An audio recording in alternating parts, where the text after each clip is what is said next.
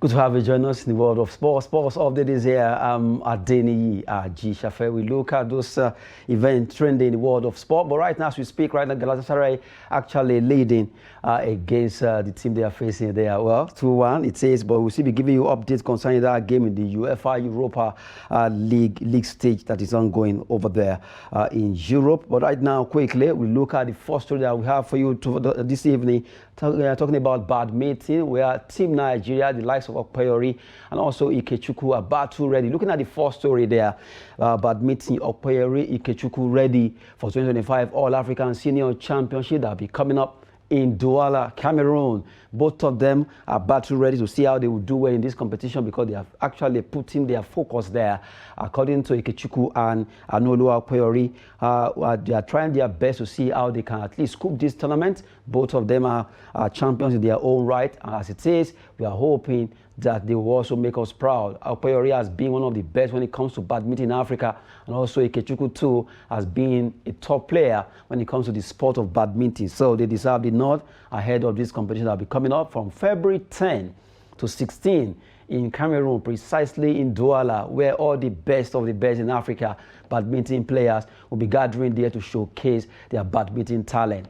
We wish the two contingents of Nigeria, we wish them the best there concerning that particular tournament. We're talking about sporting development in Nigeria. Recently, in the round 3 of the Kebbi Beach Soccer League, games were played and also having the emergence of top teams there. Let's look at those top teams in the Kebbi Beach Soccer round 3, where you look at all the games being played for the round 3. You have Magataka, their big soccer team. They played 10 matches alongside all that like Bayern Project, Kebbi United, Dalhat United Beach Soccer team, and also not forgetting BB Soccer and Mayan Bagudo are also playing there. 10 games apiece among all of them. Winning 8 is for Magataka there.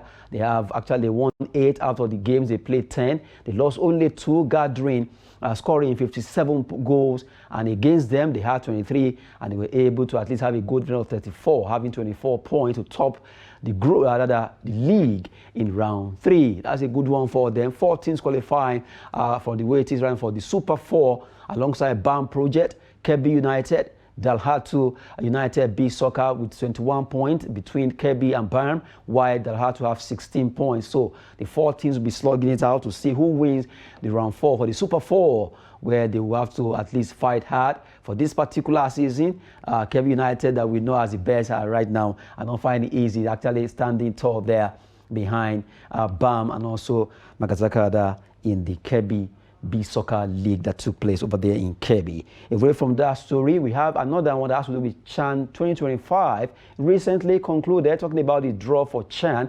Nigeria, Senegal, Sudan, and Congo Brazzaville are supposed to be playing together when the August actually starts. It has to do with CHAN 2025. But right now, CAF released a particular verdict today. CHAN 2025, Nigerian group opponent, Congo Brazzaville, disqualified. They've been disqualified from this competition due to the fact that they fielded a particular player they ought not to feature. Let's look at the reason for that disqualification there. Looking at what happened that made CAF to take this decision. Congo Brazzaville didn't present a valid national license. It's an essential requirement for every participating teams or clubs or national teams to present a valid national license. They featured another player ineligible, Manko Ngubete Jafet Eloi, who is not eligible to play. Because of that, CAF has decided that the home and away games are declared forfeit. is declared forfeit there. All the games are the 2 games they play, both away and at home rather. Equatorial Guinea has been awarded a 3-0 win. The Congolese FA has been fined $10,000 to pay within 60 days of this particular verdict coming from CAF, while Equatorial Guinea has now officially qualified for CHAN. Well, Equatorial Guinea, really, they filed up a particular appeal to CAF, and now they find out that that particular player, Ngubete Japheth Eloy, is not eligible to play at all. So because of that, they've been disqualified. So Nigeria will be playing alongside Senegal, Sudan, and also Equatorial Guinea. So before it was Congo, now Congo, they are out because of the fact that they are committed that particular error in 2 places. So they've been fined $10,000 by CAF, and also they've been given that order, tall order coming from CAF. The Equatorial Guinea will right now be happy that they've gotten what they wanted to play in this competition. Talking about giving you update in the world of sport, let's move away from CHAN and talk about Australia Open tennis. As we speak right now, the man from Serbia is a happy man. Talking about that, Novak Djokovic being able to do well there in that game. As we speak right now, Djokovic was able to win his game. Looking at that particular story, Australia Open, Djokovic overcomes Alcaraz challenge to reach semi-final. Congrats to him. Despite the injury, he was able to hold his own against Alcaraz, who a lot of people actually, a lot of tennis pundits have picked to be the winner of that game. But right now, for Novak Djokovic, he came from nowhere and was able to blow it away in that encounter. Congrats to Novak Djokovic. Also for the women version of it, we know that Sabalenka also won a game, being able to win that game convincingly. Although it was a scary one, but at least she was able to pick up the pieces and she won the encounter. Looking at the result of the tennis games play earlier today, let's have it, where the women's singles quarterfinals, Coco Gauff of USA actually lost to Paula Badoza of Spain, 7-5. 6-4 for Badoza to pick the ticket to the semi-final in the women's singles quarter-final that took place at the Rod Laver Arena over there in Australia, precisely in Melbourne.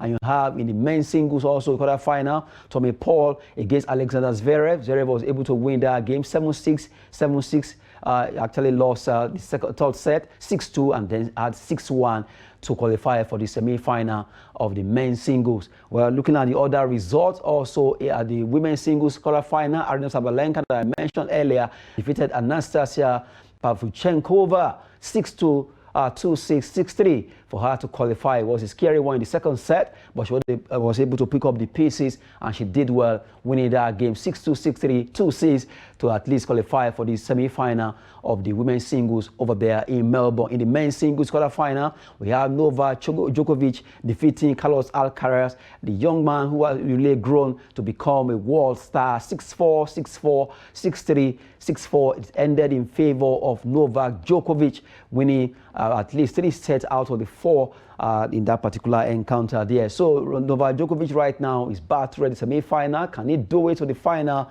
We wait to see the man that really become one of the best when it comes to tennis in the world. After the retirement of Roger Federer and also Rafael Nadal, the man remained out of the trio that always make history. Now he's still there as a king of tennis, giving you update in the world of tennis there. Quickly, just to have a touch on the league result of games played yesterday. Well, in the Italian Serie A and also in the Spanish La Liga, Villarreal 4-0 against Mallorca, and Como, the team led by Fabregas, they were able to win 4-1 against Udinese. Looking at the table of Spanish La Liga, you look at how it is, because Real Madrid, Atletico Madrid, Barcelona, and you have how it is, Athletic Club in that pecking order, Valencia right now standing down the table there for Sevilla, Real Betis, all trying to see how they can do well in this particular. Let's flip it over to Italian Serie A of what is happening there in Italian Serie A. Napoli are still topping with 50 points, followed by Inter Milan.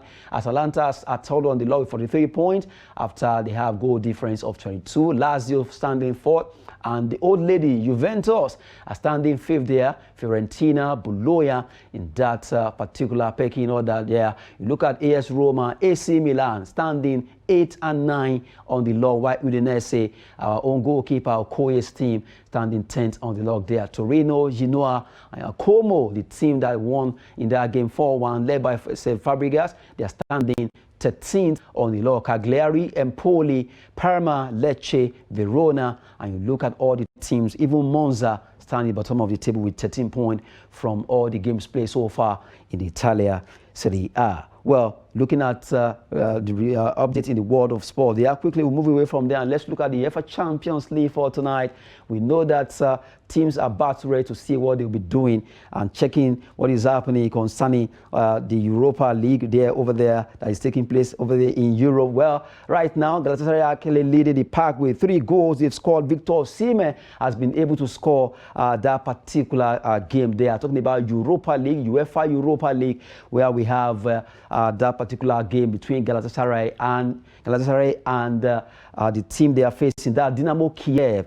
Galatasaray versus Dynamo Kiev. Right now, it's 3-1 between the two teams so far. Giving you update there, Victor Osimhen has scored one of these goals there in the 53 minutes via penalty, and you have another player, Sanchez, scoring the 4th goal for them. And not forgetting Badaxi also had another one in the 21st minute. But right now, Osimhen making 3 penalty, while Van Aert was able to pull one back for Dynamo Kiev, making it 3-1 so far in the update of the game being played right now between Galatasaray and Dynamo Kiev there. Dynamo Kiev are trailing them over there in Turkey in the UEFA Europa League, the second tier league competition of UEFA competition over there in Europe. Well, going back to the UEFA Champions League, we know that a lot of matches will be up for grabs later tonight, but we know that Atalanta will be playing. Atalanta versus Sturm Graz will be coming up before we also talk about Barcelona versus Benfica. Those are the 2 matches earlier on before we look at this. Anyway, talking about the matches that we're looking at over there in Europe, Atalanta, Sturm Graz, Monaco, Aston Villa, Atletico Madrid, Bayer Leverkusen, Benfica, Barcelona, Bologna, Borussia Dortmund, while Club Brugge will be playing against Juventus. Liverpool play at home against Lille, and Red Star Belgrade will be hosting PSV Eindhoven, as Slovan Bratislava will be at home against Stuttgart. Those are the games there right now. Well, looking at those games, a quick one, that's match day 7 fixtures. Now, looking at how match day 6 table is, before they play these games, let's have it for the match day 6 table so far. We know that Liverpool are top on the league table of the UEFA Champions League for this season so far. Is a new brand style, or rather format, for UEFA Champions League. So before they play the match day 7, this is how it is in match day 6 that they play last. Straight to round of 16, the top 8 teams to actually finish up by match day 8 will automatically qualify for round of 16. From 9 to 24, we have to fight for knockout phase playoff, while elimination will have to do with the team from 25th down to 36th. So far, Liverpool, Barcelona, Arsenal, Leverkusen, Aston Villa, Inter, Brest, and Lille are standing number 1 to 8 there, with 18 points for Liverpool. Actually have done well, winning all their 6 matches, followed by Barcelona. They won 5 out of the 6. You look at Arsenal, Leverkusen, 15-13. Aston Villa also having 13-13. Down from Arsenal down to Lille, they have the same point. 2 more matches to play in this particular group phase, where the big boys will have to determine who stays top and who goes down. Well, a big one there coming up in the world of the UEFA Champions League. Borussia Dortmund, Bayern Munich, you have Atleti, Milan, all of them trying to see how they can qualify. Well, tonight will also be a determinant, because they will all fight to see how they can do well in the UEFA Champions League. Just looking at how it is in match day 6 before the match day 7 will be coming up. It's a dicey one right now. You look at it, all the teams from 9 to 12, they have 12, and then you look at Atalanta and Juventus on 11. So it's very dicey, very, very dicey there. They can still qualify. Anything can happen between the match day 7 and also match day 8 for the team standing from 9 to even 24. Well, right now, just to look at those that particular table there for match day 6 table before the fixtures for match day 7 coming up there. For Manchester City, Manchester City have a lot of games to play, although tough games for Manchester City. And you look at Guardiola right now, the man will be scratching his head. How will he make up with all these games? The next match is going to be against Chelsea on 25th of January. They face Arsenal next, February 2nd, and they face Newcastle, Liverpool. You look at them facing Tottenham Hotspur and then Nottingham Forest. What a team for all the games that they will be facing. Talking about Manchester City, you don't envy Guardiola at all right now. Away from there, quickly, let's talk about some players who are beginning to return from injury. One of them is Victor Boniface. Boniface actually got injured about 2 months now. He's been out and now he's back. He came back then, he went back again to injury. But now he's fully fit and he's already training with the Bayer Leverkusen team. Good one, that's a good news for Nigeria, Super Eagles, and also Bayer Leverkusen having that particular striker back. That's a plus for Bayern Leverkusen. He has done well with that team after they were able to scoop the German Bundesliga last season, and now they are still among the top when it comes to this particular league there. Congrats to Victor Boniface getting back to his feet. And now from there, let's talk about Remo Stars Chan player, the particular story. Remo Star Chan Eagles midfielder Jide Fatokun joins Merrikh of Sudan on loan on a 2-year deal. He's joining them on the 2-year deal right now from Remo Stars. Congrats to him for getting that deal done over there. He's moving to Sudan to join Merrikh. But painful one is that Jide Fatokun will not be playing for Chan.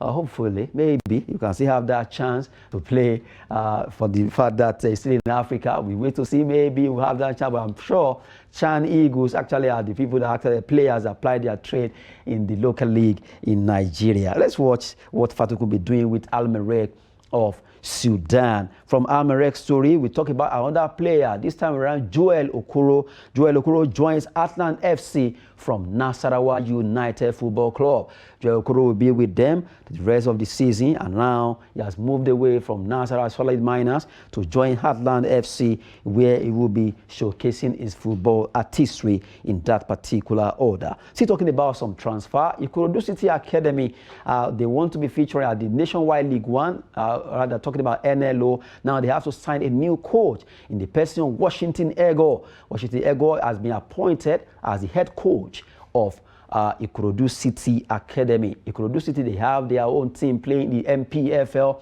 and now this is their own Nationwide League One team. They have a particular coach called Ego Washington, who will be with them. One of the most organized team in Nigeria. Look at how they actually unveil their coach. That's a fantastic one there. Begins to at least look at some teams, Remo Star, Sporting Lagos, Inter Lagos, not forgetting even Rangers International. We're beginning to at least get to that level where things are getting better when it comes to unveiling players and also getting to launch jerseys in Nigerian League. Away from there, let's talk about a Nigerian lady. Her name is Favor Emmanuel. Favor Emmanuel, as we speak right now, has pitched her tent with a team called San Diego Wave to make it another Nigeria to join that particular team after Okuchukwu, from Lokomotiv Moscow. Congrats to Favor Emmanuel, moving from Russia to the US. That's a very far distance, and that's a good one for her, showcasing her talent there. Let's look at the list of Nigerians plying their trade over there in the US. Talking about women, National Women's Soccer League there in their main league for the women. Asisa Oshoala ply her trade with Bay FC. We have Mitchell Alozie with Houston Dash, Uchenna Kanu with Racing Louisville, Deborah Abiodun with Washington Spirit, Chiamaka Okuchukwu with San Diego Wave alongside Favor Emmanuel. So making the two of them in the same team. These are the 6 Nigerians plying their trade over there in the American National Women's Soccer League there. Quickly, let's give you more story before we wrap it up. Olympiacos expressed interest in left-back Bruno Onyemaechi. Onyemaechi, as a defender, has been fantastic for Super Eagles and also his team. As it is right now, Olympiacos are trying to see how they can go for this particular player who really have been doing so well with Boa Vista of Portugal. And if everything goes well, he could be moving to Greece. Well, as we speak right now, a particular player has joined Manchester City. His name is Vitor Reis. Vitor Reis joined Man City in a £29.6 million deal from Palmeiras of Brazil. Well, that's a good one for Manchester City. They've been pursuing this young lad for a while, and now they've gotten him to $9.6 million for Vitor Reis. He will be there to give them those beautiful smile by the time he dons the color of Manchester City at the Etihad Stadium. Good one for them. They also signed Kumarov, that we talked earlier on our show today. Well, congrats to Man City for getting the player they've been looking for. From there, let's talk about Napoli. Napoli hope to reach agreement of £50 million for United winger Alejandro Garnacho. As it is right now, even though they are yet to reach agreement, but they are hopeful that they could reach agreement with Manchester United for this particular winger who could be going to Napoli there. Well, before we go, just to let you have a feel of what is happening in the world of sport so far there. Well, concerning that, quickly checking the results concerning that particular team, Galatasaray versus, they have tried their best to see how they can do well in that particular encounter there. Gala are leading 3-1 before we actually wrap it up. Congrats to them so far. If they can end this way, that will be good for Victor Osimhen and the entire team in the UEFA Europa. That's it on the show. Sports Update on Trust TV, and I leave you with this. And thanks for watching.